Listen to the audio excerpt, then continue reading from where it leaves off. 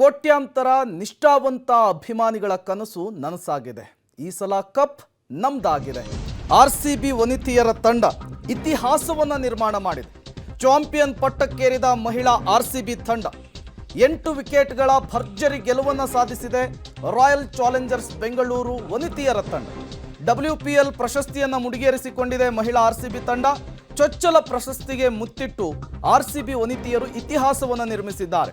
WPL final ಪಂದ್ಯದಲ್ಲಿ DC ವಿರುದ್ಧ ಅಂದರೆ ಡೆಲ್ಲಿ ಕ್ಯಾಪಿಟಲ್ಸ್ ವಿರುದ್ಧ ಭರ್ಜರಿ ಜಯವನ್ನು ಸಾಧಿಸಿದ್ದಾರೆ. ದೆಹಲಿಯ ಅರುಣ್ ಜೇಟ್ಲಿ ಮೈದಾನದಲ್ಲಿ ಇವತ್ತು ಫೈನಲ್ ಪಂದ್ಯ ಇತ್ತು. ಈ ಸಲ ಕಪ್ ನಮ್ದೇ ಎಂಬ ರಾಯಲ್ ಚಾಲೆಂಜರ್ಸ್ ಬೆಂಗಳೂರು ತಂಡದ ಕೋಟ್ಯಾಂತರ ನಿಷ್ಠಾವಂತ ಅಭಿಮಾನಿಗಳ ಘೋಷವಾಕ್ಯ ಇದೀಗ ನಿಜವಾಗಿದೆ. ಫ್ರಾಂಚೈಸಿ ಲೀಗ್ ಇತಿಹಾಸದಲ್ಲಿಯೇ ಮೊಟ್ಟ ಮೊದಲ ಬಾರಿಗೆ ಚಾಂಪಿಯನ್ ಪಟ್ಟವನ್ನು ಆರ್ಸಿಬಿ ಅಲಂಕರಿಸಿದೆ.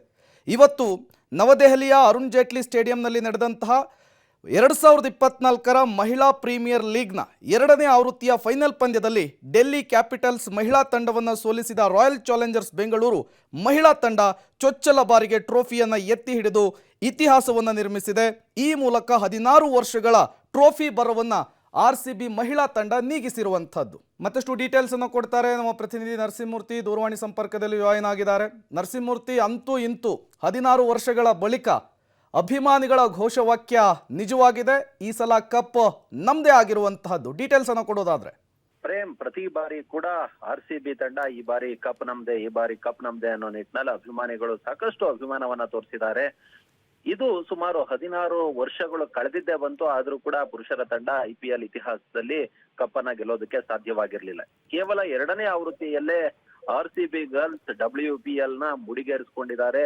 ಅದು ಕೂಡ ಡೆಲ್ಲಿ ಕ್ಯಾಪಿಟಲ್ಸ್ ವಿರುದ್ಧ ಒಂದು ಅಮೋಘ ಜಯವನ್ನ ದಾಖಲಿಸಿ ಆರ್ಸಿಬಿ ಅಭಿಮಾನಿಗಳು ಕಳೆದ 16 ವರ್ಷಗಳಿಂದ ಕಾಯ್ತಿದ್ದಂತಹ ಕಪ್ ಸಿಗದೆ ಇರತಕ್ಕಂತ ಬರವನ್ನ ಇವತ್ತು ಆರ್ಸಿಬಿ ಗರ್ಲ್ಸ್ ನೆರವೇರಿಸಿರೋದು. ಡೆಕ್ಕನ್ ಈ ಒಂದು ಡೆಲ್ಲಿ ಕ್ಯಾಪಿಟಲ್ಸ್ ವಿರುದ್ಧ ಅಮೋಘ ಜಯವನ್ನ ಸಾಧಿಸಿದ್ದಾರೆ. ಕೇವಲ 113 ರನ್ಗಳಿಗೆ 18.3 ಓವರ್ಗಳಲ್ಲಿ ಡೆಲ್ಲಿ ಕ್ಯಾಪಿಟಲ್ಸ್ ತಂಡವನ್ನ ಇವರು ಕಂಟ್ರೋಲ್ ಮಾಡ್ತಾರೆ, ಅಂದ್ರೆ ಆಲ್ ಔಟ್ ಮಾಡ್ತಾರೆ. ಅದರಲ್ಲಿ ಕನ್ನಡತಿ ಶ್ರೇಯಾಂಕಾ ಪಾಟೀಲ್ ಕೇವಲ 12 ರನ್ಗೆ 4 ವಿಕೆಟ್ಗಳನ್ನ ಪಡೆದು ಆ ಒಂದು ಡೆಲ್ಲಿ ಕ್ಯಾಪಿಟಲ್ಸ್ ತಂಡವನ್ನ ಮೂವರು ಸ್ಪಿನ್ನರ್ಗಳು ಕಟ್ಟಿ ಹಾಕುವ ಕೆಲಸವನ್ನ ಮಾಡ್ತಾರೆ. ಈ ಗುರಿಯನ್ನ ಬೆನ್ನತ್ತಂತಹ ಆರ್ಸಿಬಿ ಕ್ಯಾಪ್ಟನ್ ಸ್ಮೃತಿ ಮಂದಾಣ ಮತ್ತೆ ಡಿವೈನ್ ಮತ್ತೆ ಎಲಿಸಾ ಪೆರ್ರಿ ತಾಳ್ಮೆಯ ಆಟವಾಡಿ ತಂಡವನ್ನ ಗೆಲುವಿನ ದಡ ಸೇರಿಸಿದ್ದಾರೆ. ಒಟ್ಟಾರೆಯಾಗಿ ಕಳೆದ 16-17 ವರ್ಷಗಳಿಂದ IPL ನಲ್ಲಿ ಬೆಂಗಳೂರು ರಾಯಲ್ ಚಾಲೆಂಜರ್ಸ್ ಈ ಒಂದು ಪ್ರಶಸ್ತಿಯನ್ನ ಗೆಲ್ಲದೆ ಬರವನ್ನ ಏನ್ ಎದುರಿಸ್ತಿತ್ತು ಅದನ್ನ ಇವತ್ತು ಮಹಿಳಾ ತಂಡ ನೆರವೇರಿಸಿರೋದು. ನರಸಿಂಹಮೂರ್ತಿ, ಇಲ್ಲಿ ಪೆರ್ರಿಯವರ ಆಟದ ವೈಖರಿಯನ್ನು ಕೂಡ ನಾವು ಗಮನಿಸಬೇಕಾಗುತ್ತೆ. ನಿರಂತರವಾಗಿ ಅಮೋಘ ಪ್ರದರ್ಶನವನ್ನು ಕೊಡ್ತಾ ಇದ್ದಾರೆ. ಅವರ ಆಟದ ವಿವರಣೆಯನ್ನು ಕೊಡೋದಾದ್ರೆ ಪ್ರೇಮ, ಇಡೀ ಟೂರ್ನಿಯ ಉದ್ದಕ್ಕೂ ಕೂಡ ಎಲಿಸಾ ಪೆರ್ರಿರವರ ಆಟ ಏನಿದೆ ಅದು ಅಮೋಘವಾಗಿತ್ತು, ಅತ್ಯಮೋಘವಾಗಿತ್ತು. ಇವತ್ತು ಕೂಡ ಅವರ ತಾಳ್ಮೆಯ ಆಟ ಏನಿದೆ ಅದು ಆಪತ್ ಬಾಂಧವನಂತೆ ಇವತ್ತು ತಂಡವನ್ನ ಗೆಲುವಿನ ದಡವನ್ನ ಎಲಿಸಾ ಪೆರ್ರಿ ಸೇರಿಸಿದ್ದಾರೆ. ಈ ಹಿಂದೆ ಒಂದು ಗಮನಿಸಬಹುದು, ಅವರು ಹೊಡೆದಂತಹ 6 ಹೊರಗಡೆ ನಿಂತಿದ್ದಂತಹ ಎಲೆಕ್ಟ್ರಿಕ್ ಕಾರ್ಗೆ ಬಡಿದು ಆ ಗ್ಲಾಸ್ ಕೂಡ ಒಡೆದೋಗಿತ್ತು. ಆ ಮಟ್ಟಿಗೆ ಆಟವನ್ನ ಪ್ರದರ್ಶನವನ್ನ ಕೊಟ್ಟಿದ್ರು. ಇವತ್ತು ತುಂಬಾ ತಾಳ್ಮೆಯ ಆಟವನ್ನ ಆಡಿ 37 ಬಾಲ್ಗಳಲ್ಲಿ 35 ರನ್ಗಳನ್ನ ಗಳಿಸಿ 4 4ಗಳನ್ನ ಹೊಡೆದಿದ್ದಾರೆ. ಸ್ಮೃತಿ ಮಂದಾನ ಜೊತೆ ಕ್ರೀಸ್ಗೆ ಬಂದಂತಹ ಸಂದರ್ಭದಲ್ಲಿ ಸ್ಮೃತಿ ಮಂದಾನ ಜೊತೆ ಇನ್ನಿಂಗ್ಸ್ ಕಟ್ಟುವ ಕೆಲಸವನ್ನ ಎಲಿಸಾ ಪೆರ್ರಿ ಮಾಡಿದ್ರು.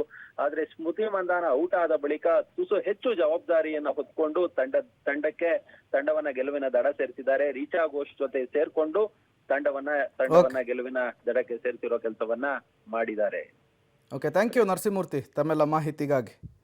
2024ರ ಮೆನ್ಸ್ IPLಗೂ ಮುನ್ನ ಒಂದು ಹೊಸ ಇತಿಹಾಸವನ್ನು ಮಹಿಳಾ ತಂಡ ನಿರ್ಮಾಣ ಮಾಡಿರುವಂಥದ್ದು.